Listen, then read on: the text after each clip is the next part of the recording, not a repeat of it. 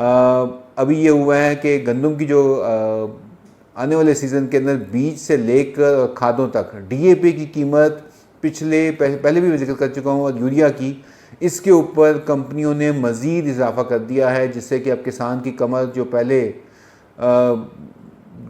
टूट चुकी थी, अब मेरे ख्याल से टूटने के बाद ऐसा कर दिया है कि उसका रहे ही ना, कोई सिलसिला ही नहीं बन सके कि वापस झुका हुआ सर या झुकी हुई कमर जो है वो वापस आ सके। तो ये बेतुकीरी जारी है इंसानों की इस मुल्क में। इसके लिहाज से मेरे